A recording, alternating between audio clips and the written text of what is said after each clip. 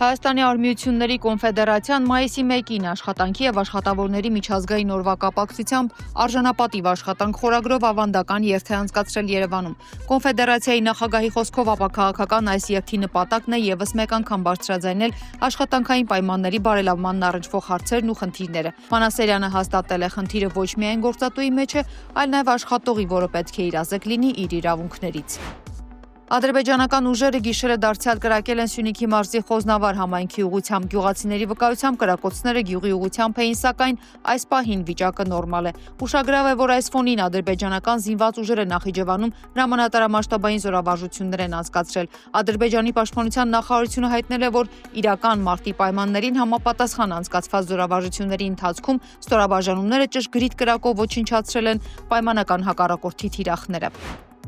Օկուպացված Արցախի Հանրապետության անվտանգության խորհրդի նախկին քարտուղար Վիտալի Բալասանյանը բաց նամակով դիմել է Ռուսաստանի նախագահ Վլադիմիր Պուտինին։ Նա հույս է հայտնել, որ Կրեմլի ղեկավարի միջնորդությամբ արցախցիները կվերադառնան իրենց պատմական հայրենիք։ Բալասանյանը հիշեցրել է, որ այս տարի լրանում է նացիստական Գերմանիայի դեմ Խորհրդային Միության մեծ հաղթանակի 80-ամյակը, ընդգծելով, որ այդ մեծ ու ընդհանուր հաղթանակում իր հերոսական ներդրումն է ունեցել նաև հայ ժողովուրդը, իսկ հայրենական մեծ պատերազմին մասնակցած հայերից 90,000-ը արցախցի էր։ 29 ղարաբաղցիներ դարձել են Խորհրդային Միության հերոսներ, 7 հոգի դարձել է Փառքի բոլոր 3 աստիճանի շքանշանակիրներ, հազարավոր զինվորներ պարգևատրվել են մարտական շքանշաններով ու մեդալներով։ Այսօր Ղարաբաղի հայությունը մի շարք հանգամանքների բերումով զրկված է իր պատմական հայրենիքից եւ կարծում ենք, որ այս անարդար գործընթացը կարող են փոխել ռուս ժողովուրդը եւ ռուսական պետությունը։ Դարերի ընթացքում ռուսական կայսրությունը հայ ժողովրդին բազմիցս հնարավորություն է տվել պահպանել իր ինքնությունն ու պետականությունը իր պատմական հայրենիքում։ Հարգելի Վլադիմիր Վլադիմիրովիչ, հուսով ենք ձեր միջնորդությամբ Ղարաբաղի հայերը հայրենական մեծ պատերազմում հաղթած ժողովրդի ժառանգները կվերադառնան իրենց պատմական հայրենիք եւ շուտապույտ գործնական քայլեր կձեռնարկվեն փրկելու հազարավոր տարիների ընթացքում ստեղծված պատմամշակութային ժառանգությունը, այդ թվում եկեղեցիները, խաչքարերը, տարբեր շինություններ, բնակավայրեր, հուշարձաններ, այդ թվում հայրենական մեծ պատերազմին նվիրված հուշարձաններ։ Բաքվում ընթացող Արցախի ղեկավարների շինծուգործերով դատական նիստում կրկին հայկական ուժերի կողմից Շուշիի ազատագրման գործողությունն է քննարկվում։ Ադրբեջանական մեդիայի հաղորդմամբ նիստում ցուցադրվել են տեսանյութեր, որոնք վկայում են Արցախի նախկին նախագահ Արկադի Ղուկասյանի Շուշիում ազատագրումից անմիջապես հետո այնտեղ գտնվելու մասին։ Տեսանյութի ուսումնասիրության ժամանակ ադրբեջանական պետական մեղադրանքը պաշտպանող դատախազները հարցեր են ուղղել Ղուկասյանին։ Ի պատասխան Արցախի նախկին նախագահը թվարկել է տեսագրության մեջ Շուշիում իր հետ գտնվող անձանց անունները։ Բացի այդ ցուցադրվել է տեսանյութ, որտեղ երևում է, թե ինչպես է Արցախի ազգային ժողովի նախագահ Դավիթ Իշխանյանը փակում Շուշիի ազատագրումը կանխել ցանկացող ադրբեջանցի զինվորների ճանապարհը։ Ասվում է, թե հայերի կողմից պատրաստված տեսանյութում նշվում է Իշխանյանը եւ նրա խումբը Մոնթե Մելքոնյանի հրամանով փակել են ճանապարհը ադրբեջանական զինվորականների առաջխաղացումը կանգնեցնելու համար։ Նշվել է, որ 92 թվականի մայիսի 15-ին մարտի ժամանակ զոհվել է ջոկատի հրամանատար Արմեն Ավոկյանը։ Դրա փոխարեն նշանակվել է Դավիթ Իշխանյանը։ Դավիթ Իշխանյանը նշել է, որ տեսանյութում ներկայացված փաստերը սխալ են եւ որ տեսանյութը նկարահանվել է քարոզչական նպատակներով։ Նա նշել է, որ այդ ֆիլմը նկարահանվել է 20 թվականի սկզբին Լեռնային Ղարաբաղում խորհրդանի եւ նախագահի ընտրությունների նախօրեին։ Սա քարոզչություններ, ես այդ ժամանակ ձեռնափայտով էի քայլում, նույնիսկ եթե ուզենայի ֆիզիկապես չէի կարող մասնակցել, ասել է Իշխանյանը։ Դատական նիստը շարունակվում է։ Հայաստանի ազգային ժողովի պատգամավոր Տիգրան Աբրահամյանը կրկին հիշեցրել է Ռուսաստանի իշխող Եդինայա Ռոսիա կուսակցության ֆորումին տեղի ունեցած հայտնի միջադեպը, ադրբեջանական չստացված սադրանքը հայկական պատվիրակության ելույթների ժամանակ, որից հետո Ադրբեջանը նախ Շարմազանովին մեղադրեց ռևանշիստական ուժ ներկայացնելու համար, իսկ հիմա անցել է Ռուսաստանի դեմ տեղեկատվական հարձակումներին։ Մեջբերելով 2022 թվականի Ռուսաստանի Դաշնության ու Ադրբեջանի միջև կնքված դաշնակցային պայմանագիրը, Ադրբեջանը մեղադրում է Մոսկվային դրա դրույթները չկատարելու համար ադրբեջանցիներին հատկապես հունից հանել է Շարմազանովի ժողովուրդների ինքնորոշման իրավունքի իրացումից խոսելու հանգամանքը, որը Բաքվում համարում են ՌԴ-Ադրբեջան պայմանագրի խախտում, հիմքում ունենալով այն հանգամանքը, որ ելույթը կայացել է ռուսական հարթակում, այն էլ իշխող ուժի համակարգման պայմաններում։ Մի խոսքով Ադրբեջանում դեռ երկար կհիշեն իրենց տապալված մոսկովյան գաստրոլները, որի հետ կապված անհույս ճիչերն այլևս որևէ մեկին հետաքրքիր չեն։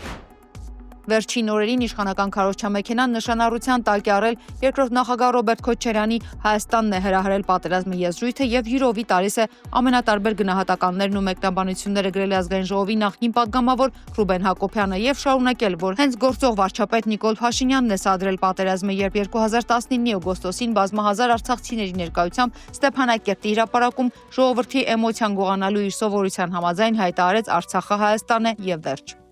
Ադրբեջանական դիվանագիտությունը միջազգային նորմերը վկայակոչելով փաստարկված հիմնավորում էր, որ Հայաստանի պայքարը ոչ թե Արցախի ինքնորոշումը պաշտպանելու համար է, ինչը տարիներ շարունակ Մինսկի խմբի միջնորդությամբ պնդում է, այլ Հայաստանն ուղղակի Ադրբեջանի նկատմամբ ունի հողային պահանջ, վկայակոչելով Հայաստանի առաջին դեմքի կողմից հրապարակային հայտարարությունը։ Իսկ միջազգային օրենսդրությամբ չկա որևէ նորմ, որը արգելի ինքնիշխան պետությանը ցանկացած ձևով տեր կանգնելու իր տարածքային ամբողջականությանը։ Իր հերթին Նախագահ կոչվածն էլ Ազատություն ռադիոկայանին տված հարցազրույցում բացահայտ արդարացրեց թշնամու կողմից պատերազմի հրահրումն ու Արցախի էթնոզտումը, պայմանավորելով այն ՄԱԿ-ի անվտանգության խորհրդի բանաձևերով, ինչը նույնպես դիվանագիտական տգիտության ու անտեղյակության հետևանք է։ Մեր այսօրվա սրընթաց գահավիժող իրականության գլխավոր պատճառն այն է, որ մեր պետությունը ներկայացնող այս երկու բարձրաստիճան պաշտոնյաների իշխանատենչության, չտեսության ու տգիտության պատճառով հայ ժողովուրդը ապրում է թերևս իր պատմության ամենաողբերգական էջերից մեկը, եւ այն կշարունակվի, քանի դեռ սրանք են ներկայացնում մեր պետությունը։ Ադրբեջանի արտգործնախարար Ջեյհուն Բայրամովը ընդունել է Հյուսիսային Մակեդոնիայի պատվիրակությանը արտաքին գործերի եւ առևտրի փոխնախարար Զորանա Դիմիտրովսկու գլխավորությամբ։ Բայրամովը Հյուսիսային Մակեդոնիայի պատվիրակությանը տեղեկացրել է Հարավային Կովկասի տարածաշրջանում արկա իրողությունների, Բաքվի եւ Երևանի միջև կարգավորման գործընթացին, նաեւ վերջնական խաղաղության կանգնմանը խոչընդոտող գործոնների, Հայաստանի սահմանադրությունում Ադրբեջանի նկատմամբ տարածքային պահանջների եւ ԵԱՀԿ Մինսկի խմբի լուծարման հարցի մասին։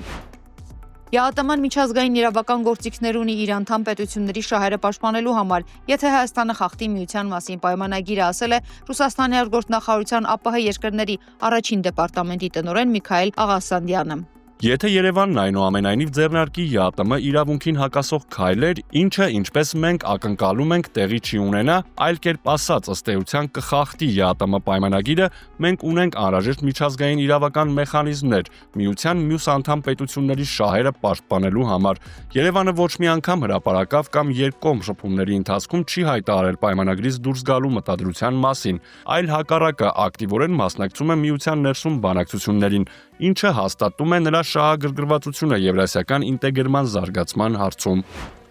Դատավոր Արտուշ Գաբրիելյանը կալանավորվել է, հայտել է Գաբրիելյանի փաստաբան Էրիկ Ալեքսանյանը, դատավորին կալանավորելու միջնորդությունը քննել է հակակոռուպցիոն դատարանի դատավոր Մերի Մոսինյանը։ Դեռ 3 ԲԴԽ-ն որոշում էր կայացրել Երևան քաղաքի առաջին ատյանի ընդհանուր իրավասության քրեական դատարանի դատավոր Արտուշ Գաբրիելյանի լիազորությունները կասեցնելու մասին։ ԲԴԽ-ն բավարարել է նաև դատավորի նկատմամբ քրեական վարույթ նախաձեռնելու եւ ազատությունից զրկելու մասին դատախազության միջնորդությունը։ Երևանի առաջին ատյանի ընդհանուր իրավասության քրեական դատարանի շենգավիթ նստավայրում Հայաստանի դատական իշխանության ներկայացուցչի մասնակցությամբ իրականացվել էր ապացուցողական գործողություն։ Հակակոռուպցիոն կոմիտեից հայտնել էին, որ գործը վերաբերում է կաշառք տալու, ստանալու եւ կաշառք ստանալուն օժանդակելու դեպքերի առթիվ հարուցված վարույթին։ Չէ, եթե քննարկումը չի առաջից քննարկում պիտի չլինի։ Ակտիվիստ Արտուր Չախոյանին հիվանդանոցում մեղադրանք առաջադրվեց խուլիգանություն կատարելու համար։ Ավելի ուշ փաստաբան Վահե Եփրյանը գրել է Արտուր Չախոյանի նկատմամբ հարուցվեց հանրային քրեական հետապնդում Հայաստանի քրեական օրենսգրքի 297-րդ հոդվածի 2-րդ մասի առաջին եւ 3-րդ կետերով։ Իրավական ֆարսը շարունակվում է։ Ակնհայտ հանցագործության համար անձինք ոչ կանչվել են, ոչ վերջիններիս հետ կոնկրետ քննչական դատավարական գործողություններ են կատարվել, իսկ քաղաքացիական ակտիվիստը քաղաքացիական ակցիա իրականացնելու համար մեղադրվում է։ Հիշեցնենք, որ նոր վարչական շրջանի ղեկավար Տիգրան Տեր-Մարգարյանը եւ թաղապետարանի աշխատակիցները 3 ծեծի էին ենթարկել ակտիվիստ Արտուր Չախոյանին, դրանից հետո նրան հրավիրել են ոստիկանություն, այնուհետև Չախոյանի ինքնազգացողությունը վատացել է, տեղափոխվել է հիվանդանոց։ Մայիսի 1-ին տեղական ժամանակով ժամը 7:47-ին Հայաստանի սեյսմիկ պաշտպանության տարածքային ծառայության սեյսմոլոգիական ցանցի կողմից գրանցվել է երկրաշարժ Հայաստանում Գավառ քաղաքից 13 կիլոմետր հարավ-արևելք, Օջախի 10 կիլոմետր խորությամբ 2.8 մագնիտուդ երկրաշարժ։ Էպիկենտրոնային գոտում ստորգետնյա ցնցման ուժգնությունը կազմել է 3.4 բալ։ Երկրաշարժը գրանցվել է նաև Գեղարքունիքի մարզի Գավառ եւ Մարտունի քաղաքներում, Երանոց, Վարդաձոր, Ձորագյուղ, Սարուխան, Լանջախբյուր եւ Գեղարքունիք գյուղերում 2-ից 3 բալ ուժգնությամբ։ 5 մագնիտուդ ուժգնությամբ երկրաշարժը գրանցվել նաև Իրանի հյուսիսարևելյան Ռազավի Խորասան նահանգում, տուժել է 19 մարդ։ Երկրաշարժը գրանցվել է նաև Մերձակա Խաֆ եւ Թորբաթ Հեյդարիե քաղաքներում։